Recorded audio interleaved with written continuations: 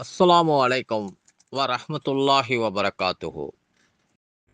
அன்புமிக்க அல்லாஹின் நல்லடியார்களே, சகோதர சகோதரிகளே, தாயா தாரமா, உலகின் எத்தனையோ படைப்புகளை பார்த்திருக்கிறோம். அதில் சிறந்து விளங்குவது மனிதர்கள். தந்தை தாய் அவர்கள் இரண்டும் இணைந்து அதன் மூலமாக இறை அருளால் நாம் எல்லாம் பிறந்து இங்கு வாழ்ந்து கொண்டிருக்கின்றோம். அல்ஹம்துலில்லாஹ். ஆனால் அந்த தாய் நம்மை பெற்றெடுக்க எவ்வளவு சிரமப் பெற்றாள் என்று அந்த தாய்தான் அறிவாள்.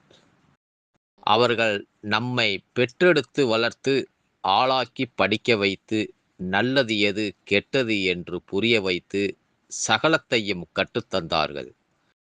அப்பேற்பட்ட தாய் தந்தையரை தூக்கி எறிந்தவர்கள் ஏராளம். ஆனால் அல்லாஹு நம்மை நரகத்தில் தூக்கி எறிந்து விடுவானே என்ற அச்சம் இருக்க வேண்டும்.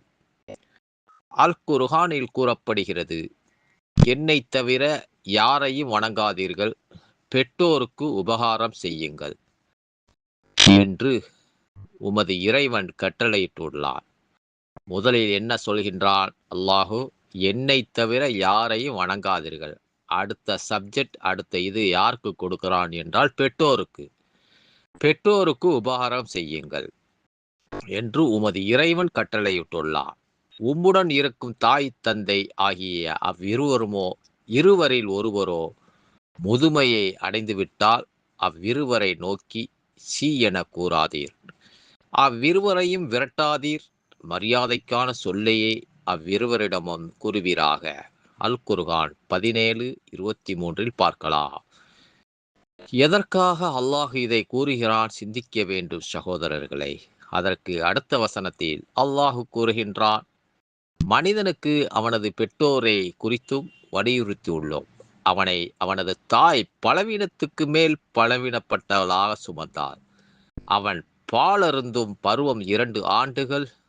எனக்கும் உனது பெற்றோருக்கும் நன்றி செலுத்துவாயாக, என்னிடமே திரும்பி வருவதுள் உண்டு. அல் குர்ஆன் 31:14 வசனத்தில் காணலாம். அந்த அளவுக்கு அதிகமாக தாயை நேசிக்க வேண்டும் சகோதரர்களை. இன்ஷா அல்லாஹ் அடுத்த பதிவில் மற்றவை காணுவோமாக. அஸ்ஸலாமு அலைக்கும் வரஹ்மத்துல்லாஹி வபரகாத்துஹு.